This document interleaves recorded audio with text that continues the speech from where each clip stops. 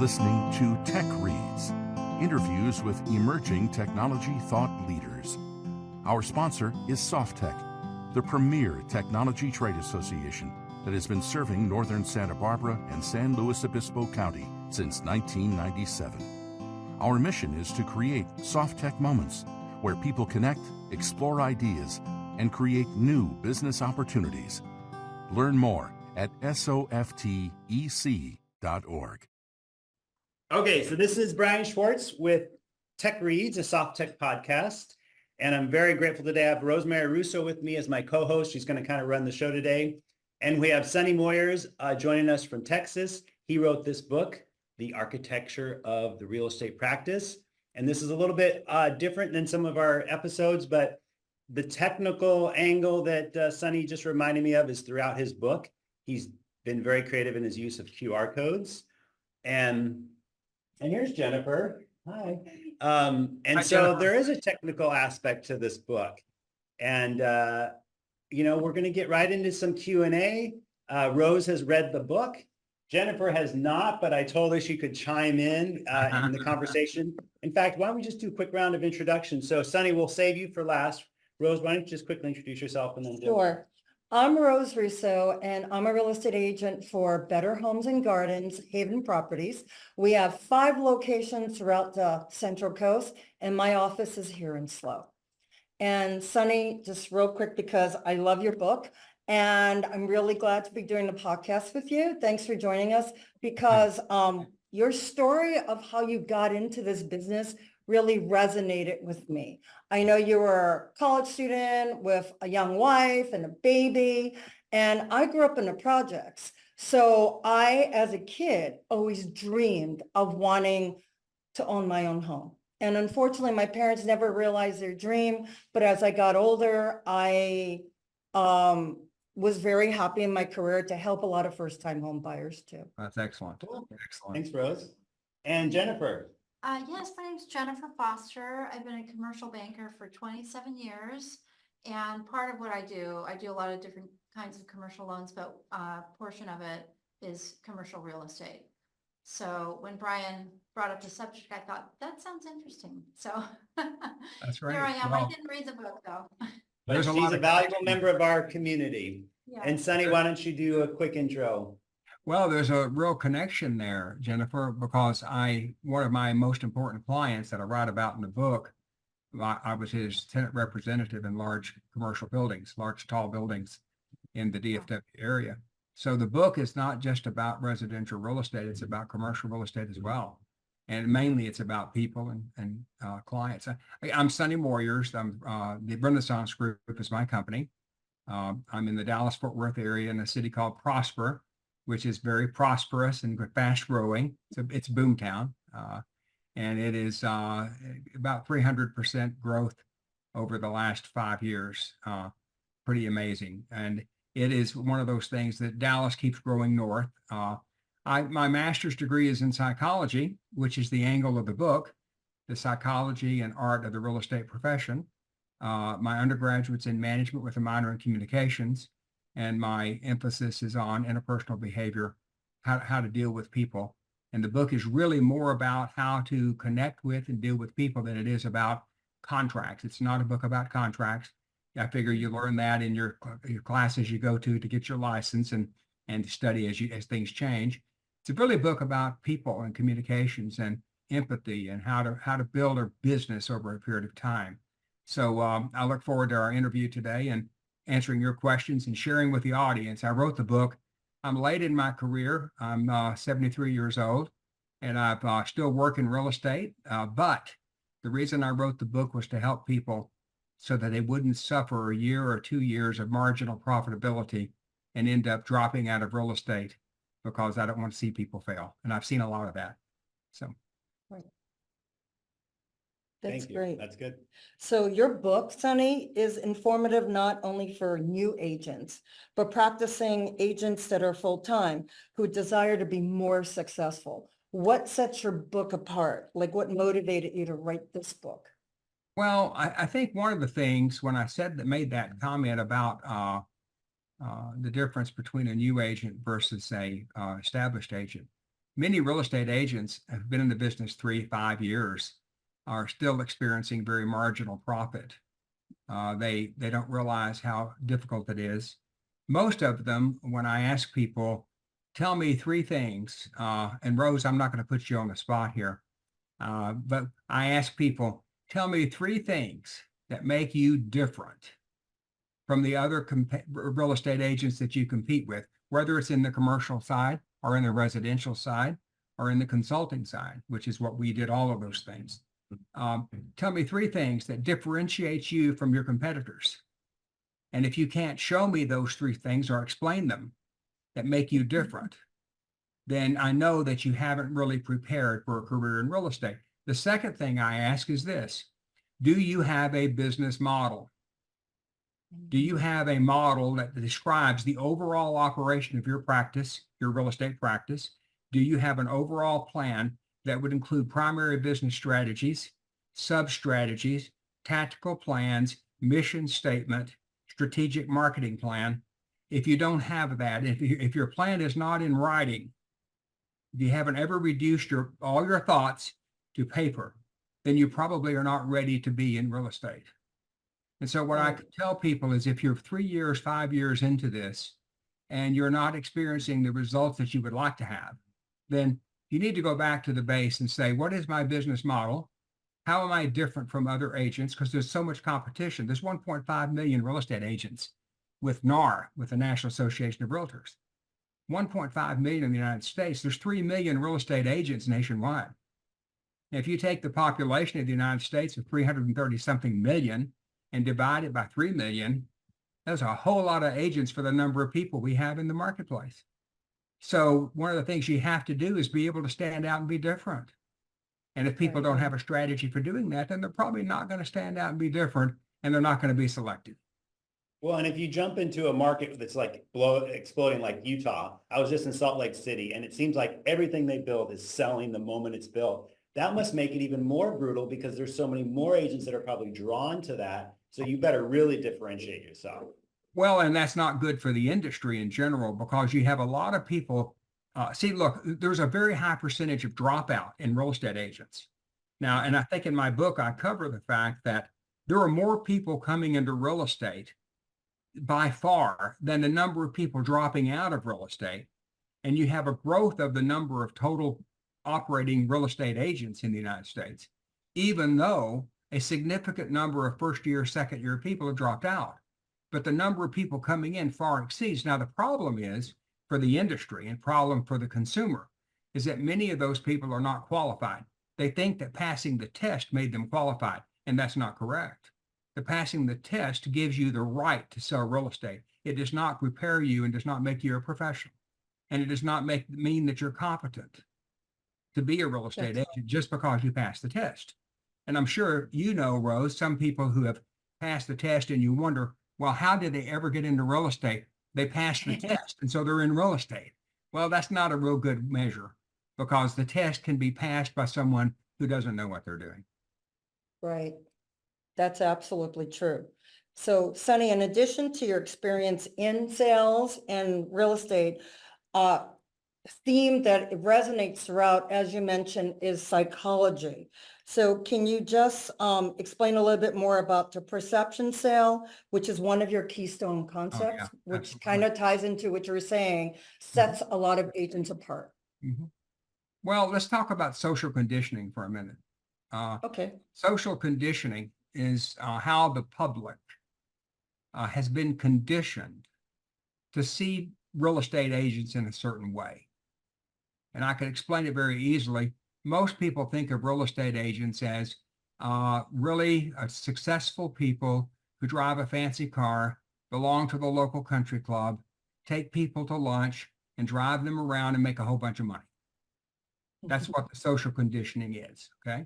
And that social conditioning, the problem with that is that the social conditioning has them have a perception of what the job of the real estate agent is. Now, then let's also bring in a concept of differentiation.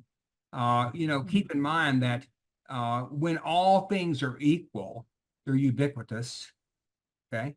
Then what's the logical decision that a consumer would make? I want the cheapest price.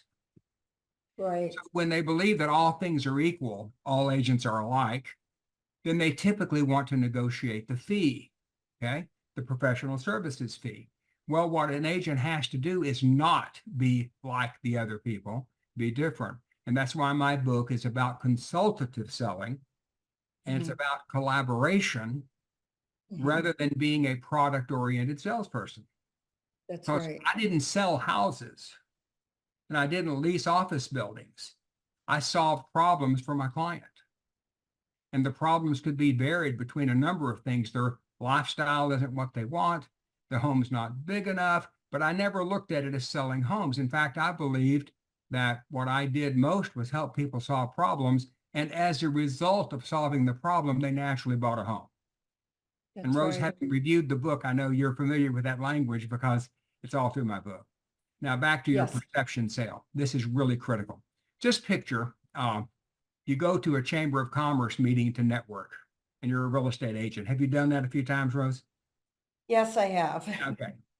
Well, you go into a Chamber of Commerce meeting, and Jennifer, just imagine that you walk into this room and there's 25 different people there, some financial planners, some commercial bankers, some regular, typical bankers of working at a bank company, a large bank. You walk in there and all of them have stamped across their forehead, salesperson. And they act like a salesperson and they look like a salesperson and they sound like a salesperson. And their story they tell is of a salesperson who's trying to sell something. And they're all there looking for something. I apologize. There's some construction going on around me. So I apologize if there's noise interfering. We don't hear it. Good.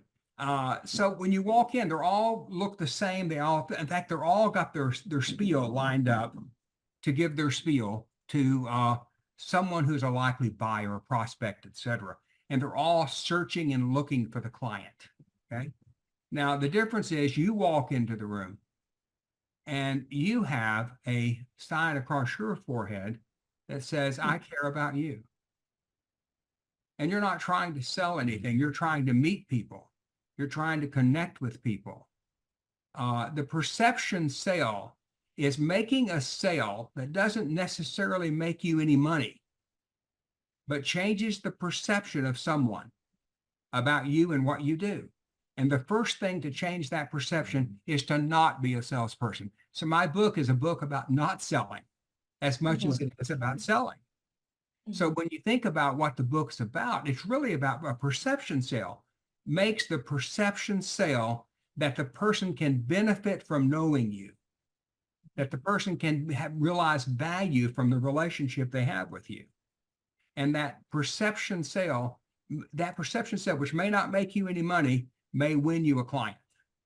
And when you win the client and you build a relationship, I've often said when I meet with a prospect, I don't qualify them for buying or selling a home. I qualify them for being a client. Do they have the right attitude and mental? Can we connect? Can we communicate in such a way that I can have a relationship with this person over a long period of time? And that I can bring value and benefit to them so that I become an indispensable asset to them over time. And that ties into the concept I cover in the book called The Law of the Few, which was coined most famously by Malcolm Gladwell. And if you haven't read any of his books, then boy, you're missing it because he's a great writer.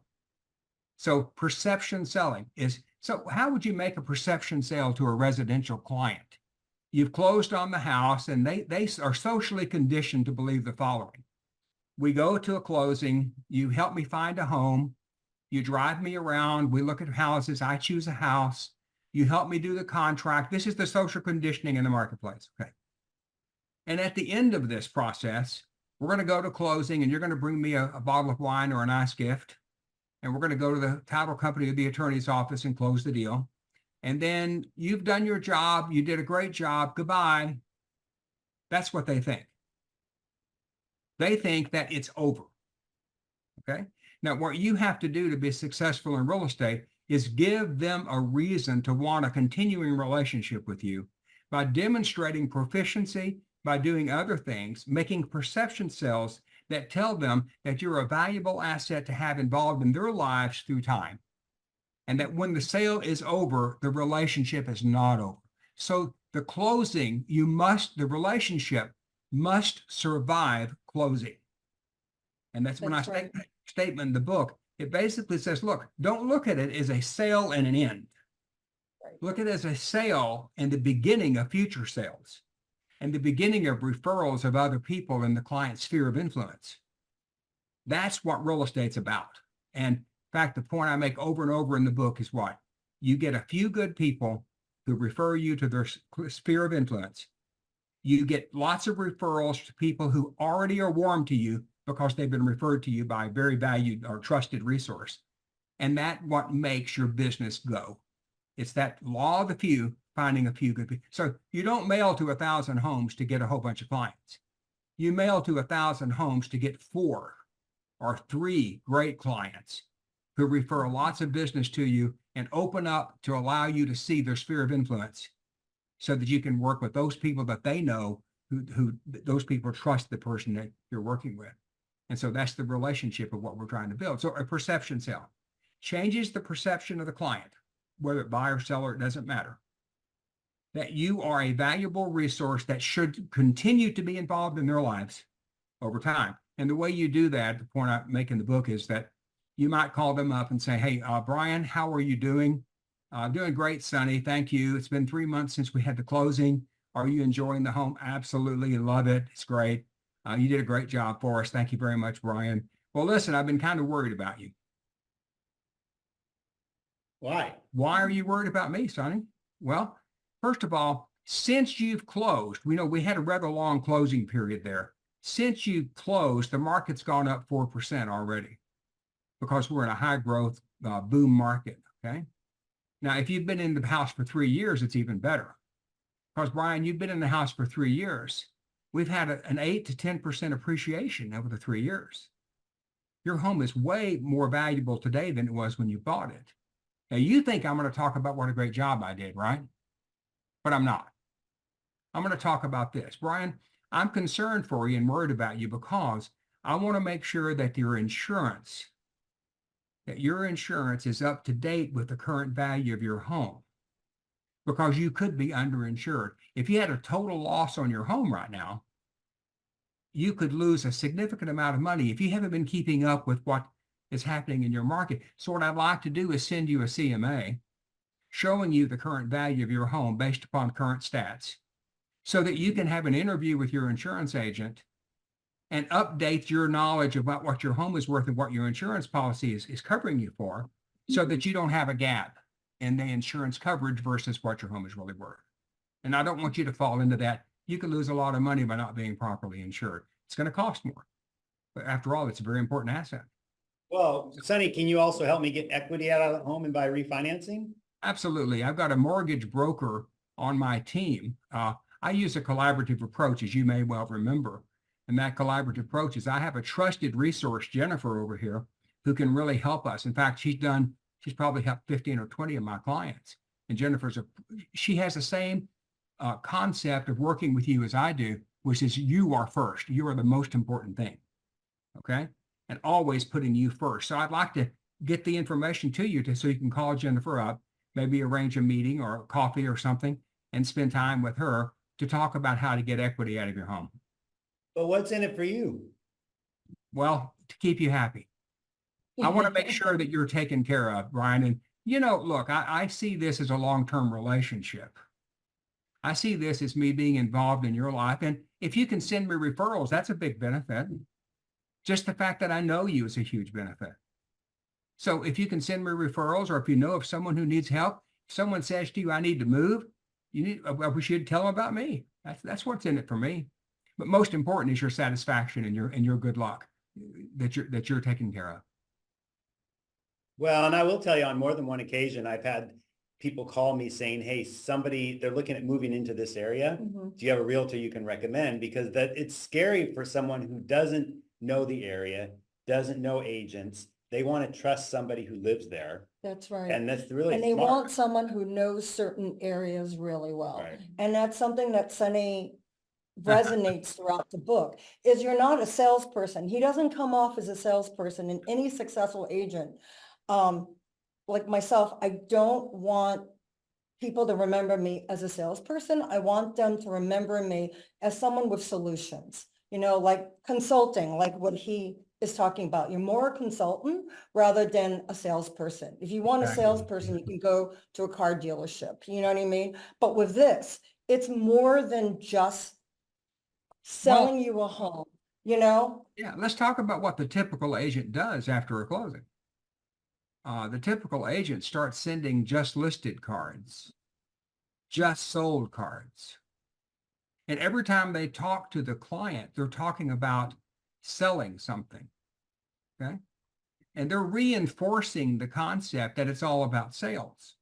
They're not reinforcing the concept that it's about the client. For example, a slogan, with us, it's all about you. Now that's a slogan that sends a message. Another good slogan is, we appreciate you. Okay. And so when you think about what most agents do, they pound the person who bought the home for 5 to 7 years with messages and follow-ups and emails and text that say, when you get ready to sell your home, call me. If you know somebody who's looking for a home, by the way, if you know someone who's looking for a home, give them my name. They pound them for years, and they cause the person to become desensitized. And this is some of the psychology that we were talking about. You remember, the message you send to the client multiple times resonates with them to either want to call you back or avoid you. And if you do it enough times, they won't take your call. They'll throw your card in the trash and never give it a second thought, and may not even call you when they do or are ready to sell. That's right. One thing, because what I have to do, I have to target a specific market for the types of clients I know will fit in my realm. Sure. But the first thing I do, you don't know anything about them until you actually just spend the time to get to know them. So what I do a lot of different things. I have all sorts of spinning wheels so that, I get as many kinds of referrals as I can. But in the beginning, I create a list of the companies I want to go after, the sales size, revenue size, how many employees they have, what kind of industry they're in. And I just cold call them, and just all I want to do is get the meeting, just to meet them and let them know that there are times when maybe their bank isn't, the right fit for them. Some banks go in and out of the market depending on the industry. A lot of acquisitions. Yeah, acquisitions. Maybe maybe their banker doesn't specialize in the industry that they're in. So, really my whole goal is just to get an appointment with them, and that's it. And then you get to know them, and I don't sell them a thing. Well, let me And give really, you, I have no agenda. you've opened up 5 or 6 areas of discussion. One of them is account planning, which is a very important concept, especially in what you've just described as your business. Account planning basically assures that you're positioned up and down and across an organization, that there's multiple decision makers within the organization, and you don't know which one you're going to connect with, and you don't know which one's going to be the first to say, I want you. And so you have to try to penetrate an account with multiple people, depending on what's a small, medium, or large corporation. And I talk a lot in the book about account planning.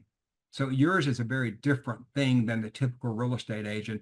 But let me give you an example of tying in some of these concepts we've been talking about in a real life situation that happened. Okay. And I covered this in the book. I wanted to meet this lady because she owned a business. It was sales were about 1.6, 1.8 million per year. It was a small business, but I wanted to get to know her because she was very influential in the area. It happened to be Cherry Hill, New Jersey. And I was in Texas, of course. And so I called her, not actually expecting to get her. Now, you said something about making a cold call. You want to strike fear into the hearts and minds of real estate agents. Just mention cold call. It scares them to death. Okay. So I made a cold call to this Marilyn, let's call her. I called her and I didn't expect to get her, but I guess her secretary or her administrative assistant decided that she'd let me through, and she connected me directly to her. And the last name of this Miss DeLuca in the book is Miss DeLuca, but that's not her real name. But when I called her, she answered the phone, and I explained. I said, Brian, Miss DeLuca, I'm Sonny Moyers. I'm a marketing consultant, and I specialize in working with real estate related companies. And I wanted to call up and introduce myself to you as a marketing expert, et cetera. And she said, well, I suspect with a kind of a cheeky grin, she said to me, have you ever owned a business like mine? I said, no, I haven't. She said, have you ever worked in a business like mine on a daily basis? No, I haven't. And she said, well, what makes you think that you can call up and tell me that you're an expert in marketing when I've been doing this for 20 years and I've been very successful at it? What makes you think you're qualified to help me? Now, there's the ultimate test, isn't it? And so I had to do something which was called demonstrating competency. And it was a risky scenario, but on a cold call, how much risk are you taking? The worst thing that can happen, they hang up the phone on you, and 80% of the people who call without being prepared to do this get hung up on. Okay. So I said, well, I'll tell you what, why don't we play a game? And she said, oh, what's the game? I said, well, here's what I'll do. You ask me any question you want.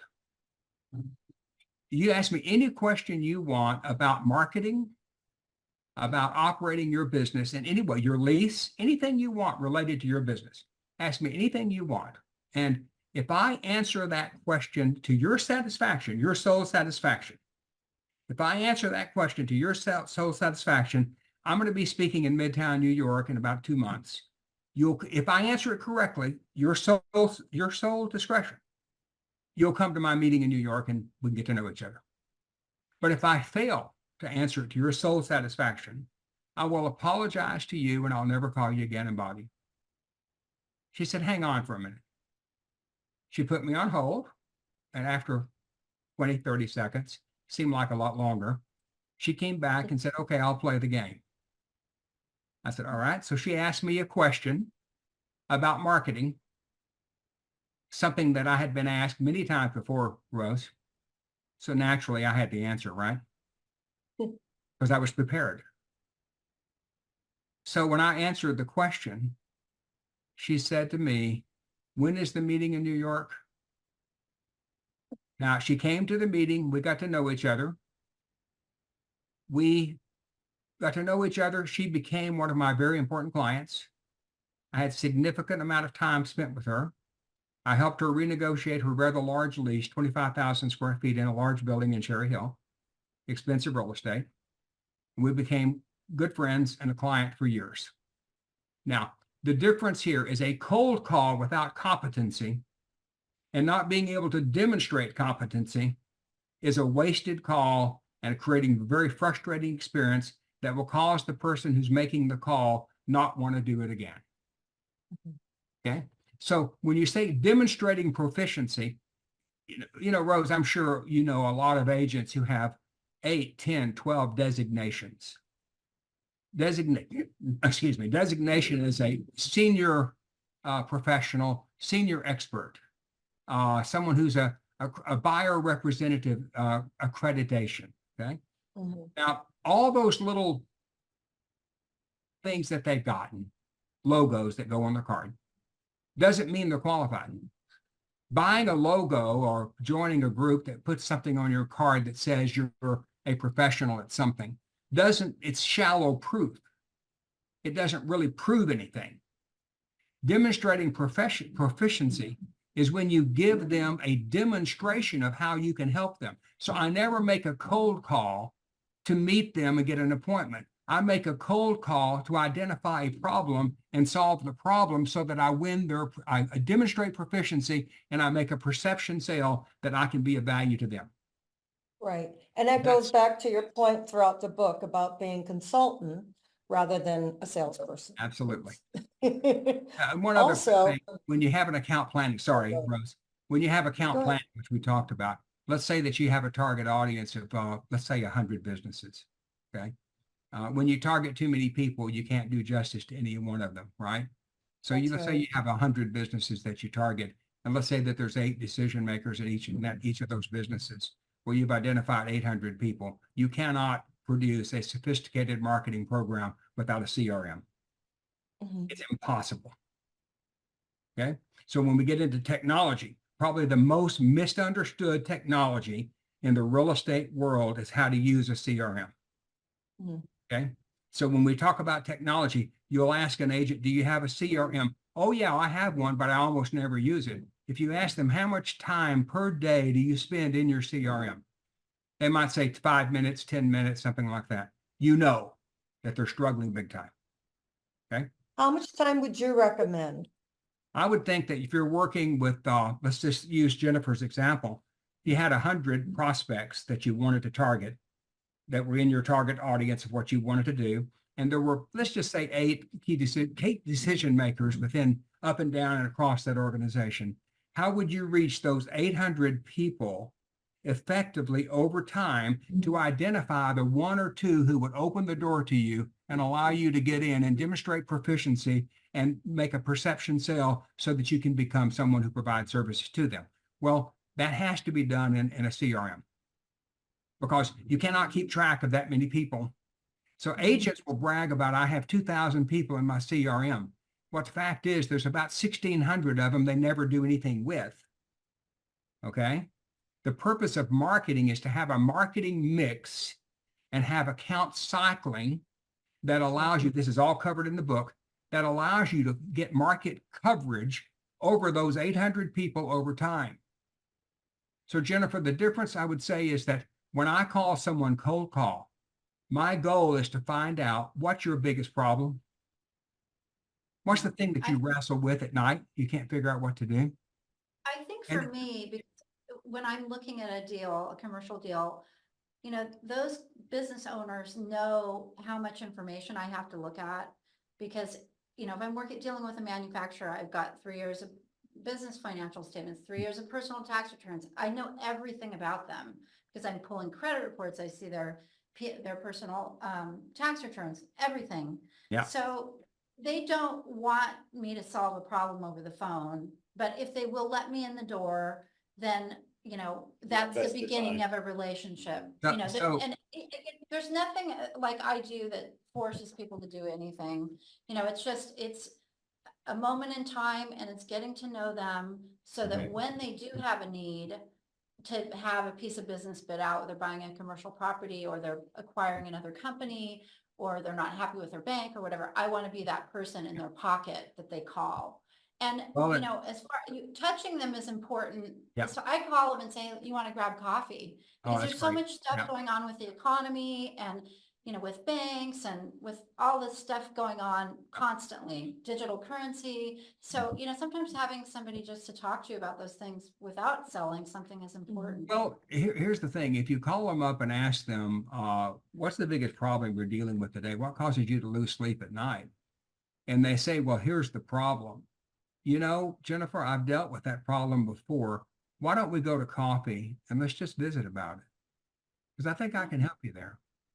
I promise you won't be wasting your time.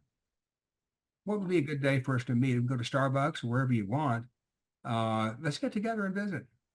I'd like to help you with this problem. I don't want you to keep losing sleep at night, okay?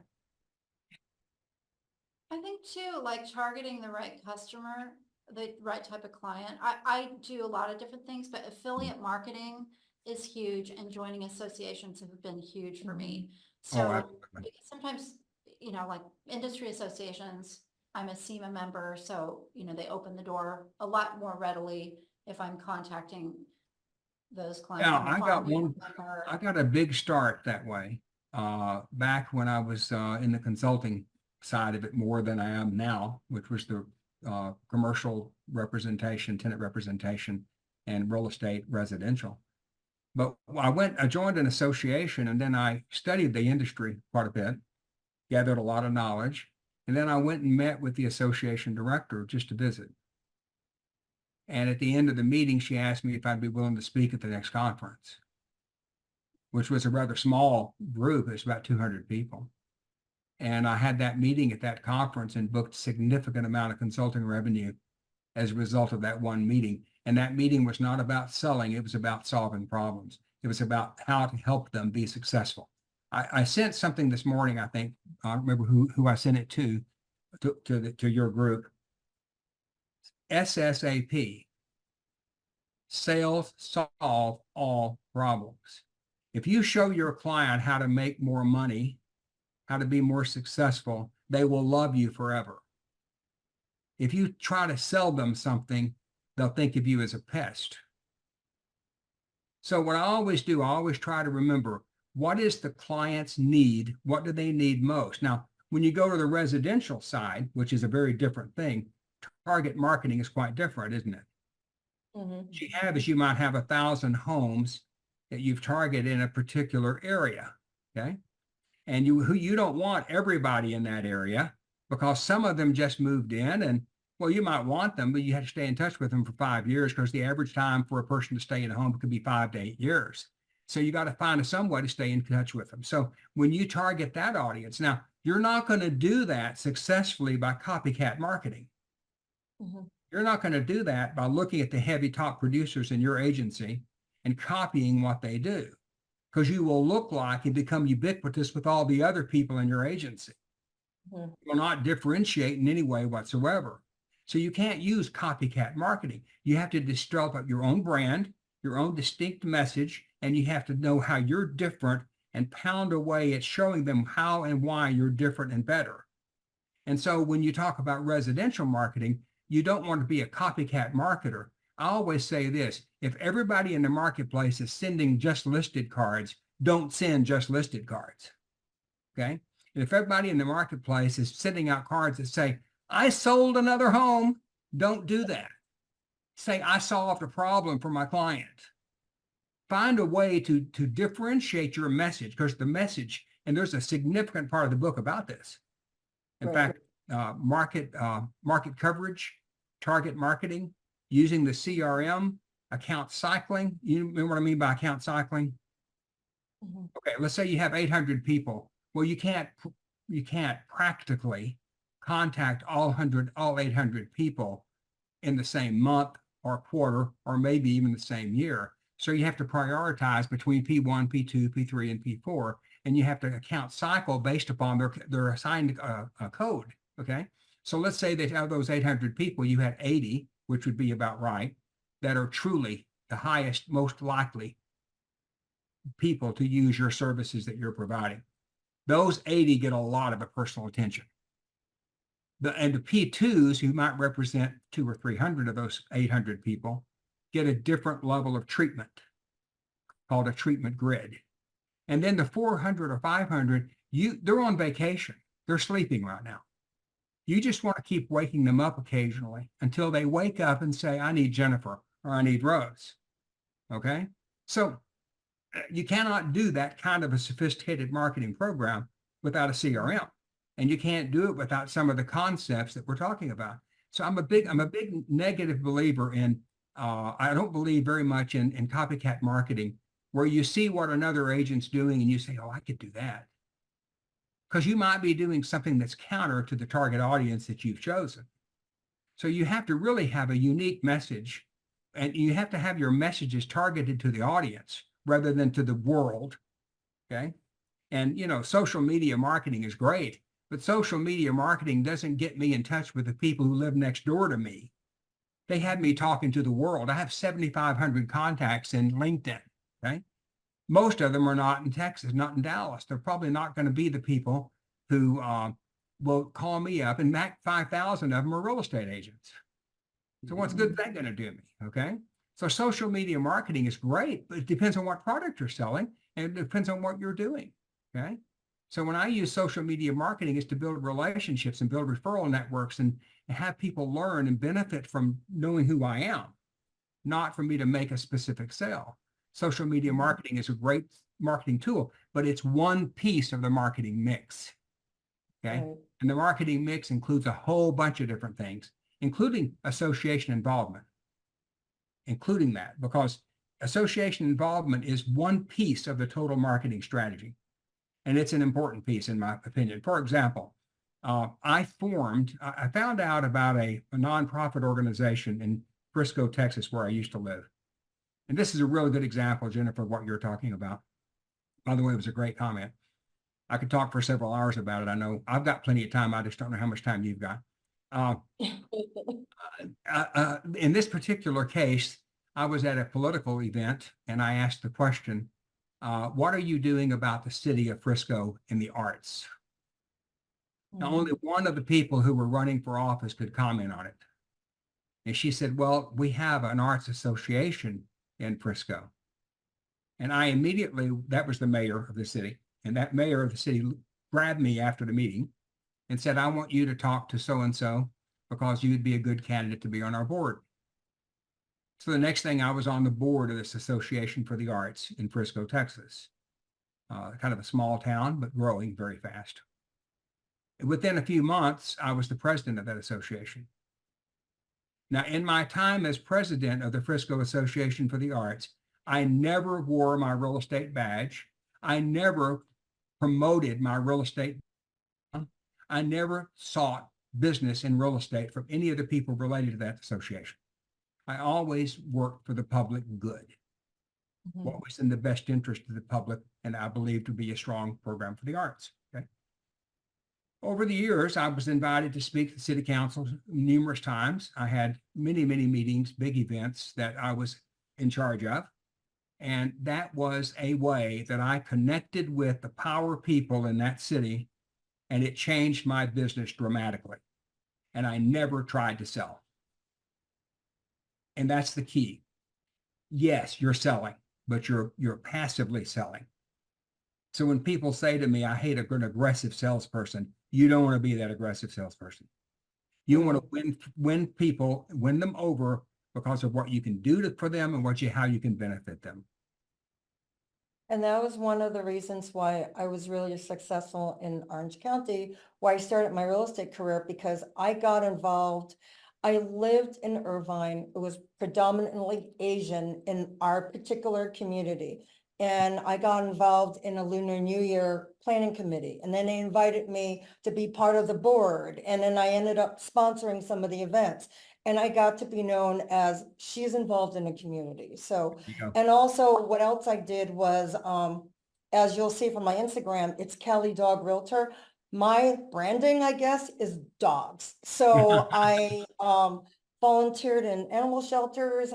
During the holidays, I collected donations and gave them to animal rescues. And in my community, I became known not as just the events person, but I also became known as the dog realtor. So I always have doggy treats. Whenever I see people, I gave out dog treats and they got to know me, not as a salesperson, but that was kind of like the secondary thing. It's like, oh, she's a dog person. Oh, but she sells real estate. So that's how I got a lot of clients initially. And dog people like dog people. Well, you know what? That's exactly right. And I'll bet you there weren't any other realtors in that with you trying to be the dog person. No, they were trying to be everything else. Yeah. And so here's where I'm headed. If you create your own avenue, your own lane, and that comes back to the mission statement and your primary business strategies in writing your business plan. If you don't have a business model and you can't clearly, concisely write what your plan is, what your overall business is about, and what your goals are, it's very difficult to write a marketing plan. In fact, it's darn near impossible. So if you don't have a business model, and if you remember in the book, chapter 39 is a sample business model of the model I used to create my real estate practice over time. It had primary business strategies. It had sub-strategies. It had description of what tactical plans are versus primary business strategies. And it talked about those kinds of things. So when you think about what you did, you created your own lane, your own space, and you differentiated yourself by being the dog person. And I can't tell you, we got a very important contract one time because at the end of the interview where the client chose us, I said to her, well, let me ask you a question. Why did you choose us over the other people? Because there were a lot of really good people interviewed for this particular assignment. And she said to me, well, I saw an article you wrote about your dog. in the community newspaper. And our little Oh, dog's thank name was Paris, who was a little Yorkie, named after the city, not the girl, by the way. Oh, But that's who great. I'm talking about, Paris Hilton. But in this particular case, she loved what we said about our dog, and she chose us, and that was the primary differentiating factor. See, we never know what's going to cause the person to hit the hot button to cause them to choose us. So you have to really, really focus on them, not yourself. I mean, of course, you have to be competent, but there are a lot of competent people out there. But like your book emphasizes, you have to set yourself apart. You have to distinguish yourself. Yeah. And for me, it was dogs. Well, and that's an interesting statement you made. There are a lot of competent people out there. And I would argue that if you look at any typical business, you might have 10 or 20% of the people in that business who are highly competent. You might have a certain percentage of them that are totally incompetent. And then you have certain people in the middle who are just barely competent. Okay. Now, I'm not down any particular person or agency or anything, but in general, when you talk about industries, you all know people who are supposedly high tech who aren't high tech. And you all know people in the lending business, commercial lending, financing business that are not qualified. Okay. So in real estate, if you can become highly competent, and that's why the 10,000 hour rule, which was written about by Gladwell also, by the way, although it's been talked about for a long time, it takes 10,000 hours to become an expert at something. People who go into real estate after a year or 2 years working 35 hours a week, because that's what the average agent works in real estate. Back in 2022, the data that I used for my book, the average hours worked was 35 hours. But 35 hours times 50 weeks, if they work 50 weeks, it'd take you about 5 years to become an expert in real estate in the fields you're looking at. Okay, the particular residential, commercial. To be an expert in commercial real estate takes a lot more than a couple of years. And so whether it's tenant representation or selling a commercial real estate. So when you think of 10,000 hour rule, how many agents who got their license 2 years ago can become experts? Unless they work 60 or 80 hours a week for 2 or 3 years, they wouldn't be. Right. Now, some people argue that the 10,000 hour rule is not true. Well, I happen to believe in it because I've seen so many people who proclaim to be experts who aren't. So the only issue I would have there, Rose, with you is I don't think there's as many competent people out there as you might believe. Okay. Well, how That's do you 50, think 50 years of being a real estate agent.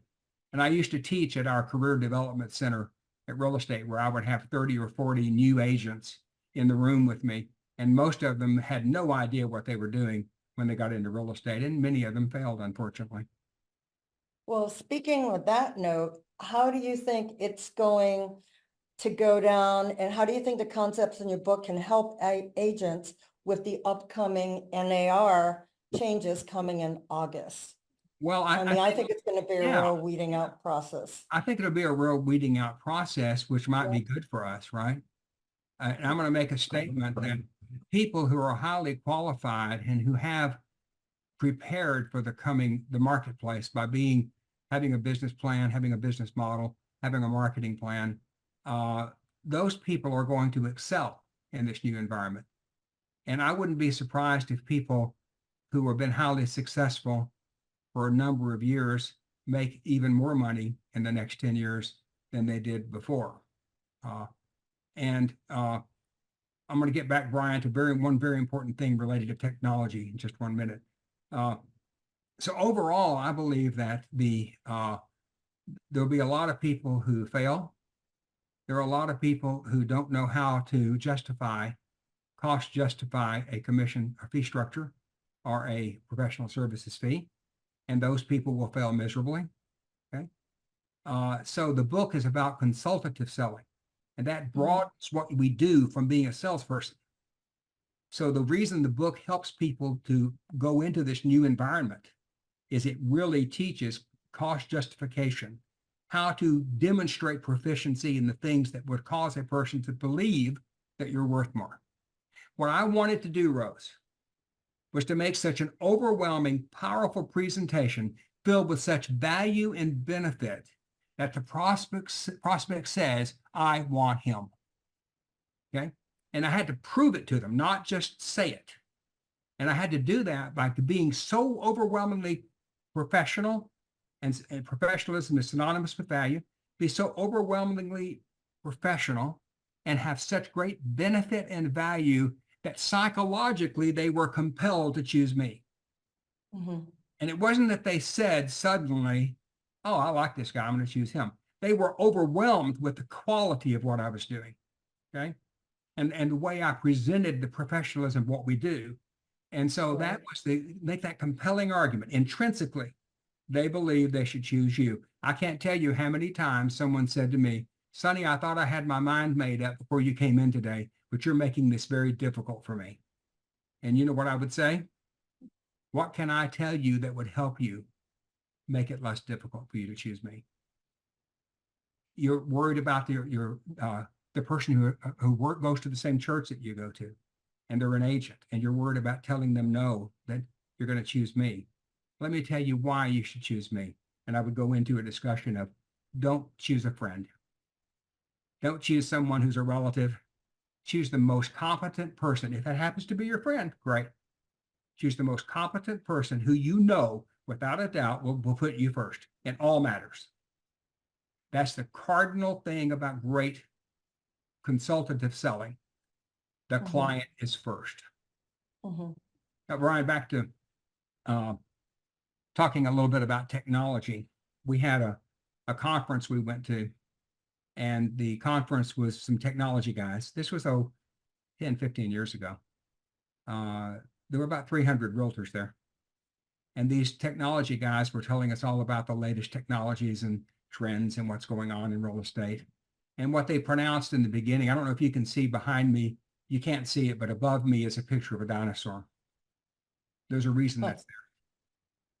These guys basically said, well, they flat out said, you guys are all dinosaurs.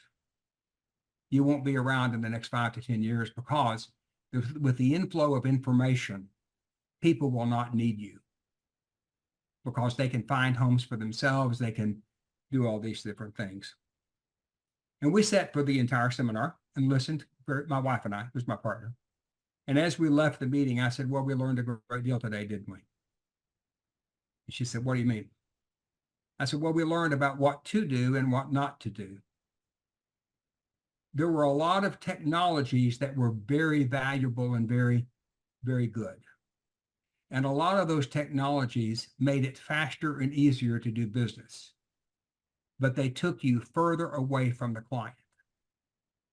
They focused on texting, email, on how fast you operate and how productive you are, okay? They did not focus on great client care. They did not focus on knowing the person. They did not focus on having a quality account plan where you can really identify how you can help a company and understand how the company operates from an organizational structure perspective and who you should be talking to. So we left there that day and we made a commitment.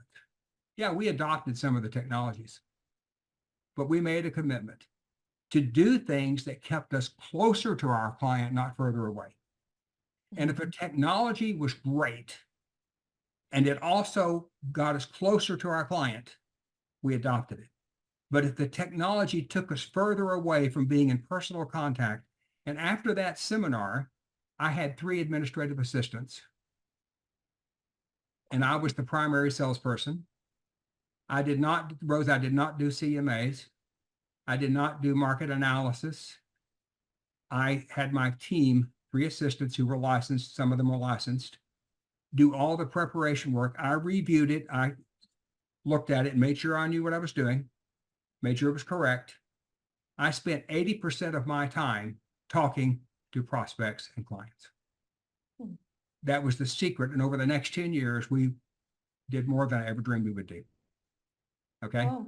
And that's why I have the dinosaur on my wall behind me to remind me, okay, that I'm not a dinosaur, that I am looking at new technologies, but I'm not adopting technologies because I can say it, so I can say I'm first.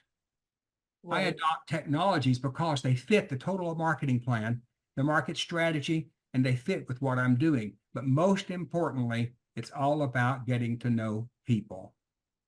And that's what Yes, we and started out with speaking of today, which, getting to know each other a little bit. that's why I love throughout your book, you actually use QR codes. I'm trying to find a page where you use that. And I actually used your QR code, which connects to YouTube, and your words actually came alive because I got to see you and got to hear your voice and not just Well, print on a paper. So yeah, that was really cool. that was also demonstrating proficiency. And here's why. Yes. If you learn in your marketing materials that you send out to use a QR code to have the person out of curiosity go to that link and see you talking, you've just personalized the contact far greater than the direct mail piece that you sent out. Okay. No, that's right. That's why I really enjoyed that. Yeah. So Yeah, what I always do, my sign, my real estate sign has a QR code on it. Mhm. The QR code is not about selling something to them. It's about a client relationship with them. Right. Okay. A trusted relationship, a fiduciary relationship. Yep. Yeah, and I think that's a great way to use social media because it's relevant and you're inviting them in. You're using social media really just as a platform, Right. but it's relevant because I think the problem is what I see and what I think a lot of us who don't spend a lot of time on social media is it's more of just like this random, try this, try that, that's cool. Maybe that'll look interesting, but there's really no like intention in what we're doing. I mean, very few people have a brand on their social media that's crystal clear the moment you hit that page. Yeah. I was going to tell you the only thing really as a bit of a dinosaur, I guess I'm becoming in my 50s, is I just look up to learn more about who the person is.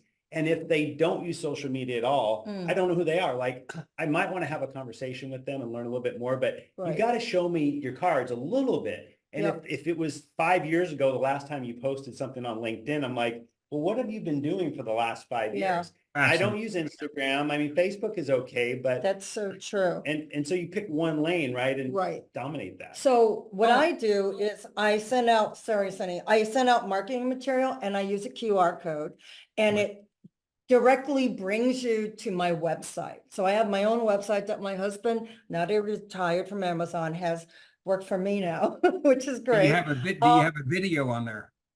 Yes, I do. I have a video. I have testimonials. They get to know me. So what I might suggest to you is that you have your the QR code take them directly to the video, and on the video get them to go to your website because they know you then. They see your personality. See, self-disclosure and reciprocity, another important topic in the book. Okay, self-disclosure reciprocity is all about for someone to like you, they must see you. And Brian, I would suggest you go to the book and because you've got a copy there, Rose has, and read that chapter on self-disclosure and reciprocity because that chapter is a fundamental interpersonal communications concept that is so important. Sidney Girard basically wrote this. He said, to the other person, we are a mystery.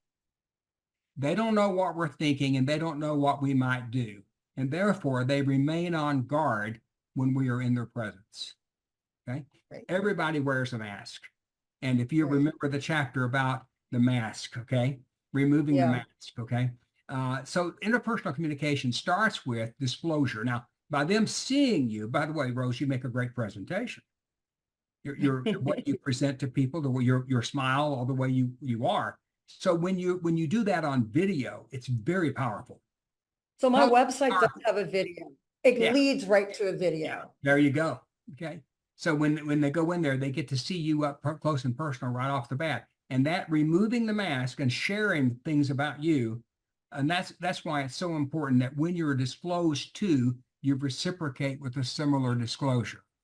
And that reciprocal disclosure is what peels away the onion and allows a relationship to form that causes them to trust you.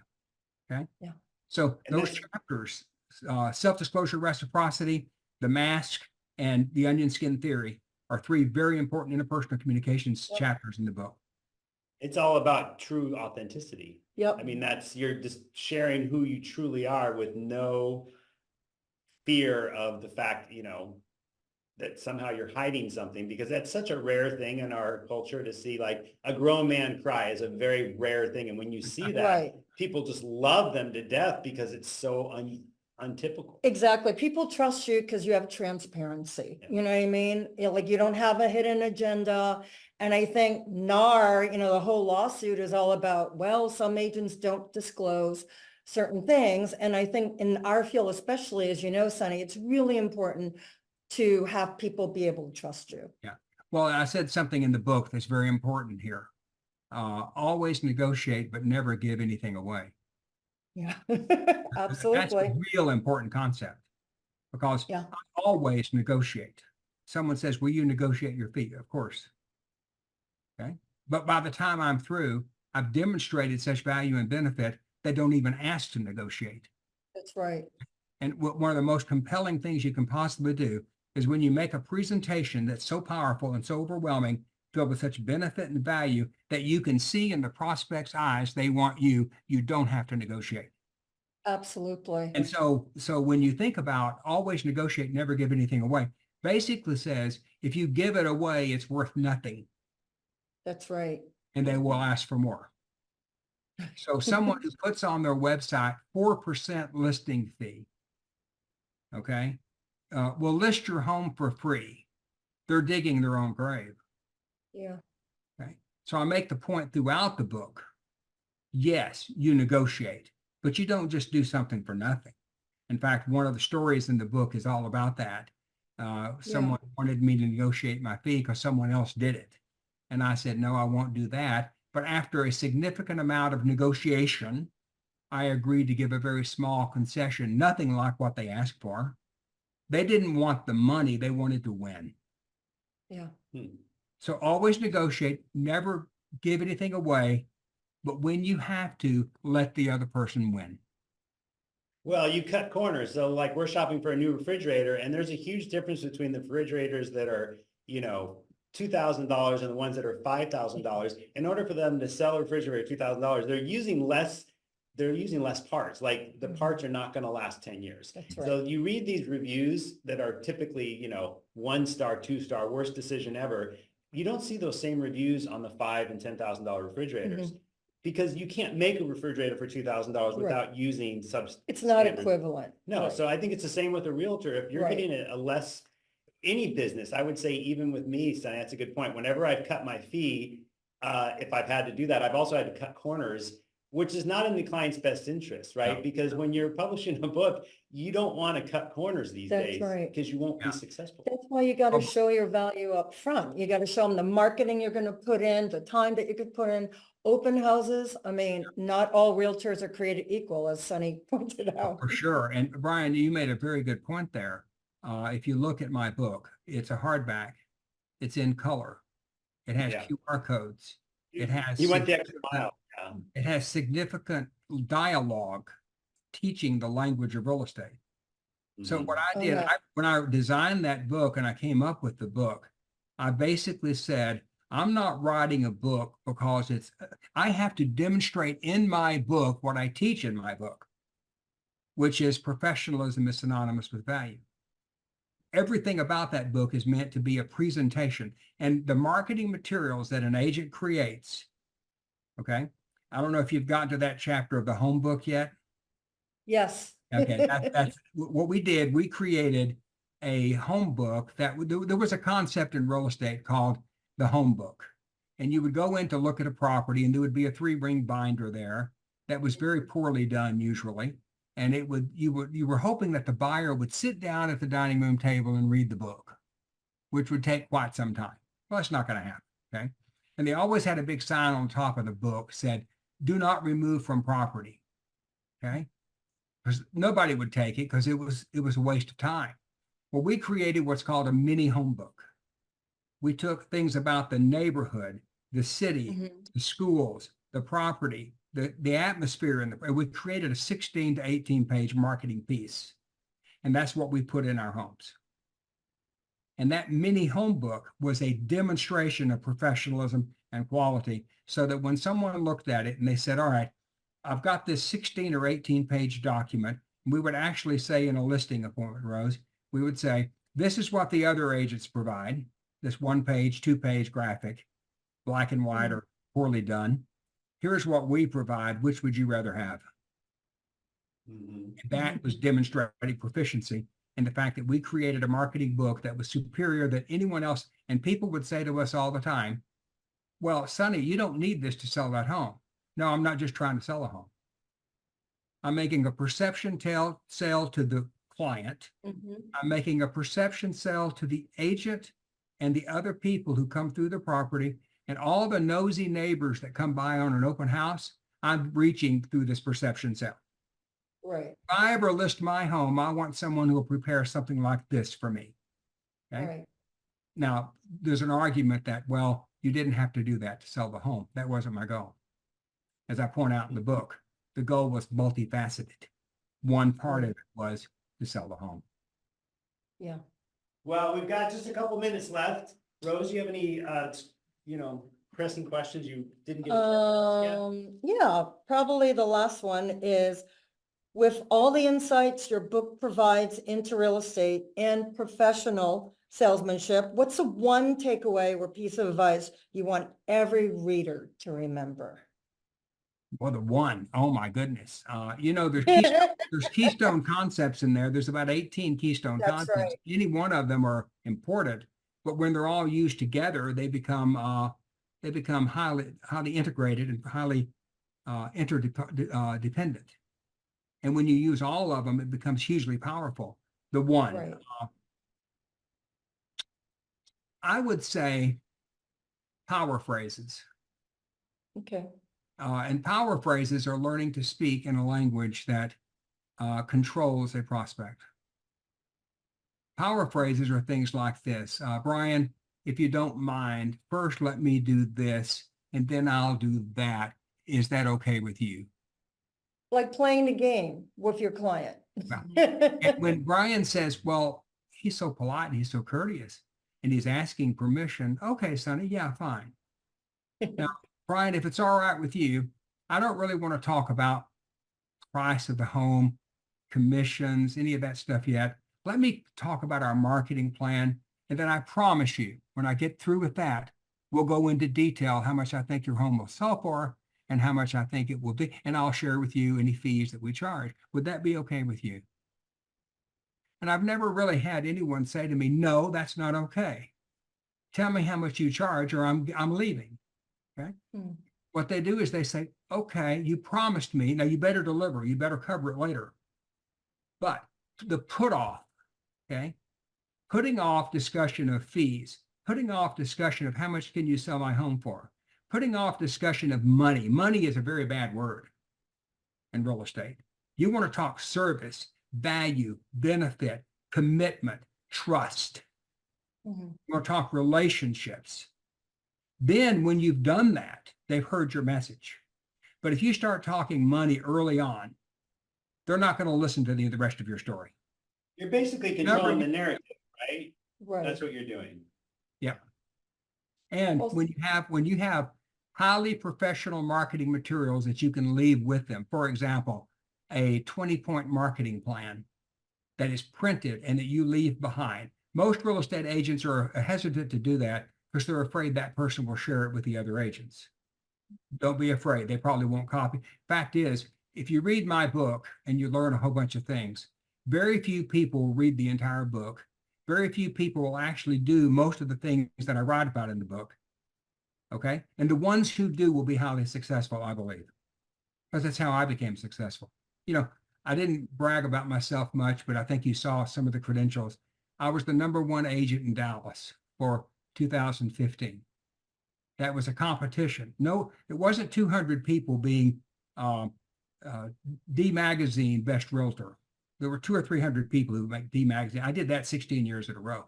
But this was the only person chosen to be the best in Dallas by the Dallas Builders Association. Okay. Now, I won that award primarily because of the concepts in that book. right. So And that's why I really enjoy your book, Sonny, Yeah. because you had broken down things very succinctly and very clearly. You actually have business models in there and the fundamental concepts, which is great. and if I could talk to your audience for just a minute, this podcast has been very enjoyable. And the reason I do the podcast is not to sell books, although I hope you'll buy my book. But I think the real benefit is I hope through this podcast, I've benefited you. I hope that you learned enough in this podcast to make an impact and a difference in your business and what you're doing in real estate or whatever business it might be. So my goal here is not, I've reached a point in my life where the goal is to help people more. And I don't work as hard as I used to, thank goodness, because I used to work 60 to 70 hours a week.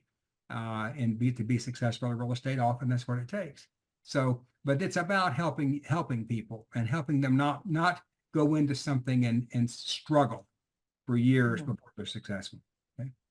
Absolutely. It's like the elixir you bring back. Jennifer, do you have any last questions for Sonny? No, but this was beneficial.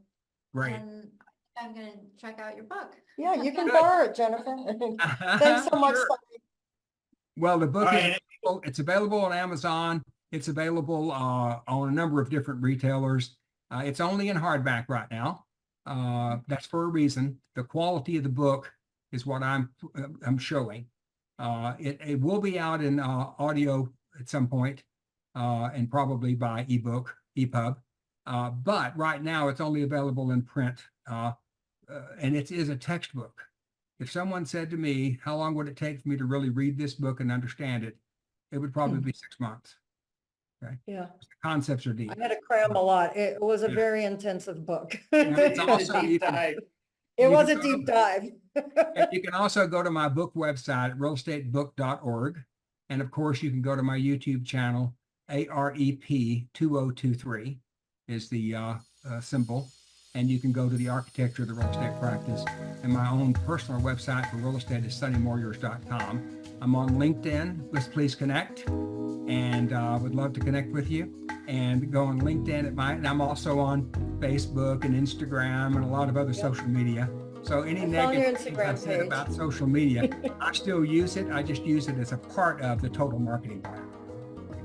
Yeah, That's if- great. If it's not something you really love doing, it's why Right. waste your time. So, all right, Sonny, well, we're Bros. gonna stop recording. We won't drop off yet, but I just want All to right. give our listeners opportunity. Yeah. Thank you guys for listening, and we'll see you on the next Tech Read.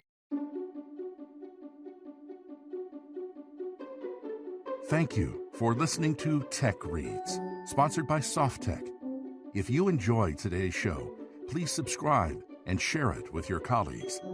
If you have comments, questions, or want to suggest an author for a future episode, visit SoftTech at softec.org and click on the Tech Reads link.